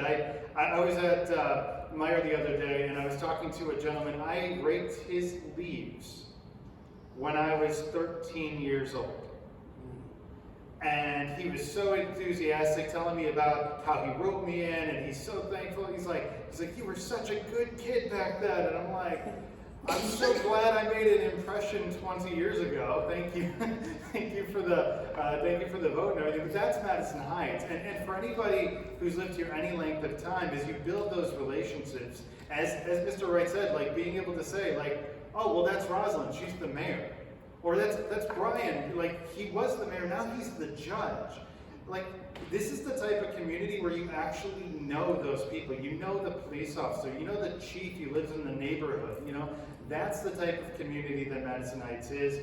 And so I think for those who come here, they're coming for the schools, the parks, and the great food. The reason you stay is because of the community. And knowing one another and having that entrenched relationship that, you know, your children's children are going to benefit from as they grow up here. That's it. If you would stay, I will stay as long as you want me. I want to say pretty close to time, and I appreciate everybody coming out. I don't want to overextend anyone, so what I'd like for you to do is take 30 seconds and give us kind of a closing summation of why we should write you in. I appreciate that. Why you should write me in? Well, I think a few things. If it's about record, I've done quite a bit in my time on council. From ITAC and the arts board that I personally created to every year I would go through every single line item of the budget and find savings. Some of those savings I was able to direct into public safety. A lot of it, though, I put into parks. So there are bathrooms in our parks during the summer because of the work I did going through the budget and reallocating those funds. And so it's small things like that that they don't make a difference in a general, a general statement. You know, you're not going to see that type of thing on campaign literature or anything. But when you're in a park and you have to go to the bathroom, or one of your kids have to go to the bathroom, and you have to decide whether or not you're going to leave the park and never come back that day, or if you could just walk over to the bathroom and use it, that's a very big improvement in somebody's quality of life. And it only happened because I invested my time and effort into going through every line item of the budget. Thank you. Thank you. And thank you all for being here today. A lot more people than when we started, so thank you. Mr. Wright, candidate Wright, we won't make you go last because your school affiliation on your last name. Listen, I was sitting on that food so long, and I was so sad when Mark took the wind out of myself and said it. Madison Heights is known for its food. The food here is phenomenal. Like, if people don't know Madison Heights, they know the food here. They know the Asian food, they know Telway. There's a lot of folks who venture through Telway, and that's why they love Madison Heights. Yes. So, I'm sorry, I had to comment on the food, because I'm a foodie. But what were my closing comments, Pastor Diggs? Or was it my closing comments? Yeah, closing comments, sir. Why we should Vote for me? vote for you. Well, I want to thank you guys for listening to me today. I think that, just like when I talked about my 3 daughters to start, I think that there are different sides of Madison Heights and different people have different experiences. I think my combination of personal experience and professional experience make me a well-added voice to this community to help Madison Heights to continue to move forward. I've heard a lot of talk about our budget today, but one of the things, since we are in church, I'll use the example, is we can't rob Peter to pay Paul. We have to proactively find solutions that aren't just fixing one problem by addressing another, but we're investing in the right things to make sure that our seniors are taken care of, make sure that our children are taken care of, regardless of where they go to school, or if we know them or not. We take care of each other, knowing each other or not, because that's what the community is and does. It doesn't just say, hey, I know you, I'm gonna take care of you. It says, I'm gonna take care of you because I don't know you. I'm gonna say hi to you because I've never met you before. I'm gonna be friendly with you just because I'm a good person and not just because of our connection. Because I think that's what makes Madison Heights great, is the people in this community who took my family in, who welcomed us despite the fact that we did not grow up here, despite the fact that I did not know the teachers, and said, hey, you are a part of this community, you are welcome here. And so I think that I can continue to bring an outside perspective with a business acumen that help to provide something that City Council needs to help us to address the coming problems. So I thank you guys. I hope you guys try some of the good food and vote for me. Thank you. Thank you. Mayor candidate, Muir, you would? No. Go ahead. City Council candidate. You know, and I have to, I'm sorry, but when Mark said it, I'm like, oh man, that is what Madison Heights is known for. Pastor Diggs, you want to know some good restaurants, try Twin Peaks, try Madhouse, try The Coach, try any of the family restaurants, Charlie's, Cole's Place. Oh my God, my son eats every Tuesday. We don't have Taco Tuesday at our house. We have Thai Food Tuesday because every Tuesday he has to go to Sunrise Thai. The food in Madison Heights is phenomenal. So many great restaurants to eat at, so much good food, and I was bursting. I'm like, I want to go next. I want to go next. But why should you vote for Toya Aaron on November 2nd? You should vote for Toya Aaron because I'm a person for the people. I believe that, one, we can grow together and we will learn together. I am one that will serve you to the best of my ability because that is what I am, a servant leader. I believe that I am able to take your concerns and your cares to the council and make certain that your voice is heard. You can always feel that you can pick up a phone, email me, call me, text me, ask me a question, and I am there for you because that's the type of person that I am. Why should you vote for Toya Aaron? Because I have a proven record and skills of leadership. I have a proven record where I am able to take complaints and issues and reduce them by 75% within my first year. I have a proven record of showing that I am always the same person today and tomorrow that I was forevermore. That almost sounded a little cliche-ish, but that's who I am. Why should you vote for Toya Aaron? Because I am the best candidate to represent every one of you in Madison Heights. Thank you. Thank you. Mayor candidate Muir? You want to talk about the food also?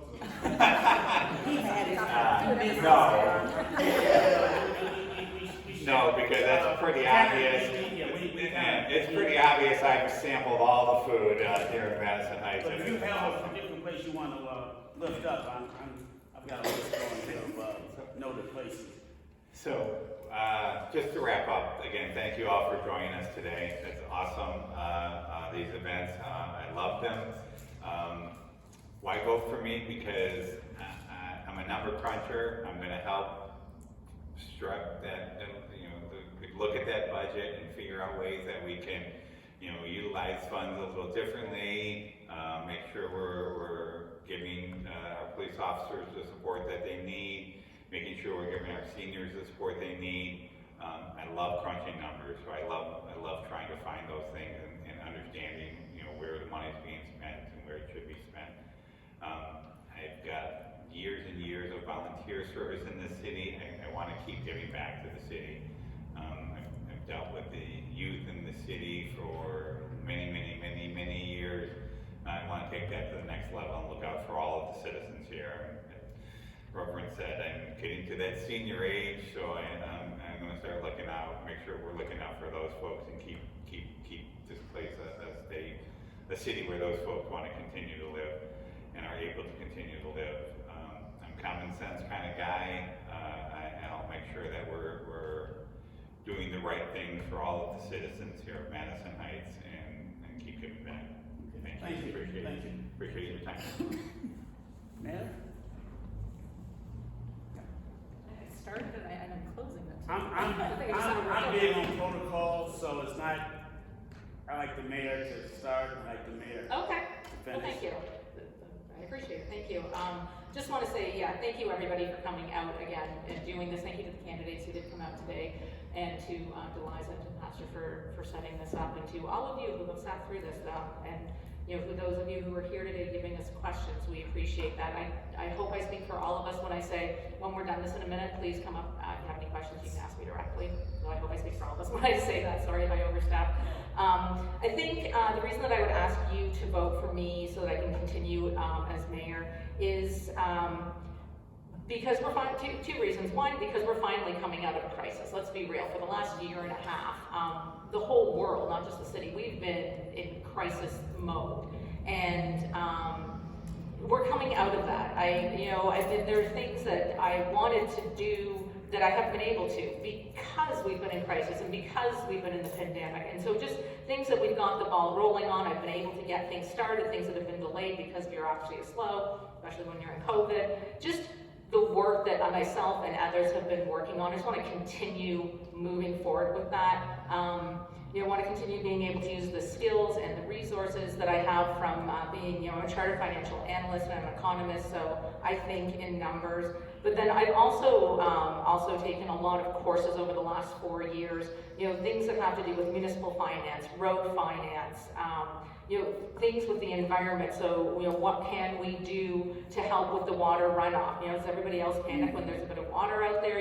There are things that we can do, there are things that we can't. So just knowing the difference and what we can do, and we're slowly getting those in. Just being able to use all these skills and all these resources, citizen planner, we're part of, or working on being part of Michigan's economic development, redevelopment ready program. I took that class a couple of years ago, and this is part of why I've been talking to the developers, things that like that. So if you elect me to stay as mayor, then I can continue moving us forward in the direction that is going to bring in businesses that are going to share our community thoughts, the way that we as a community are, without changing the reason that we all came here. It sounds like all of us either came here because of a community or realized we have it, and I want to be able to keep that community, and I want to be able to pay for it. So I'm asking you to vote for me to stay mayor for that. Again, thank you to Mr. Wright, Mr. Muir, Ms. Aaron, Councilman Bliss, thank you for joining me today to speak to everybody, and I think that's it. All right, thank you.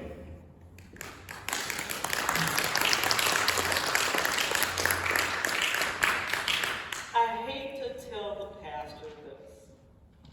A few years ago, here at Wilkinson School, we used to have a taste fest. Oh, yeah. That was years ago. How popular was that? It's been a while. It's been a while. It's been a while. That's right. Yeah. The DDA used to do it. Yes. Wow. And we used to have, No, we did.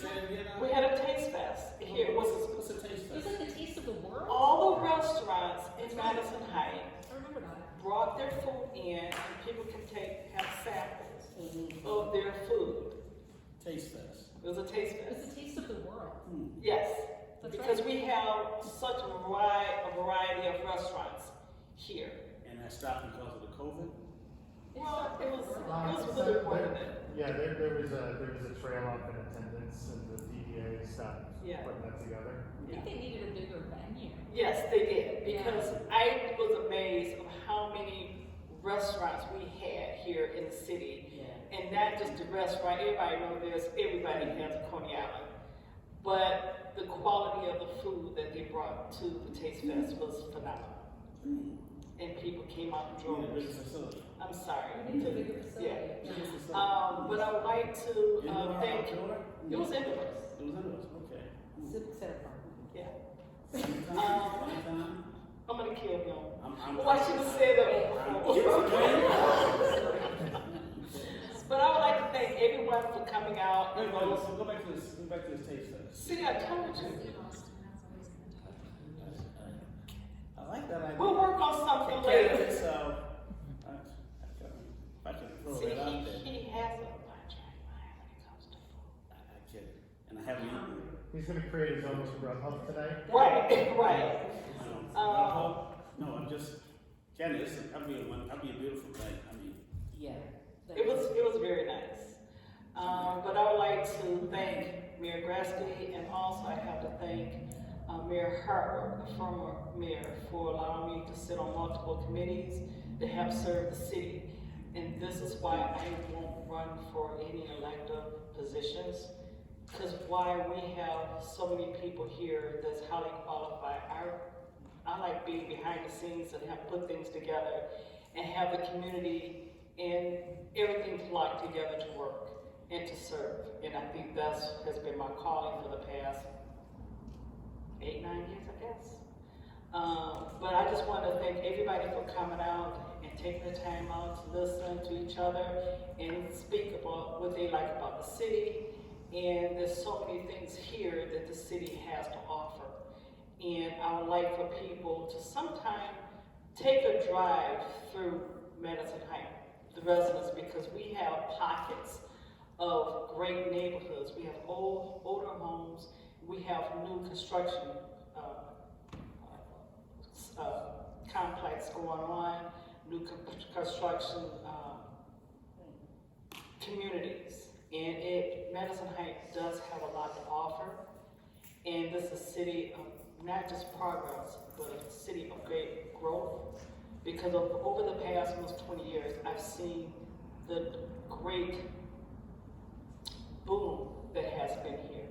And we have a lot of people, a lot of good and great people that is here serving the city. Thank you. let's give Deliza moderating this. Again, I thank you truly, because being a new member to this community and part of the community, I'm all about community, as I say often in church. I'm a community person. Grew up in a community, worked in a community. So I wanted to have this forum, and thank you for coming out and spread the word. Get out and vote on November 2nd. Write in ballots at all. Thank you.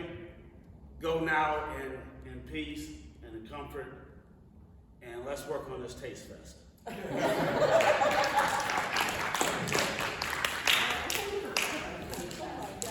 It's been a bit.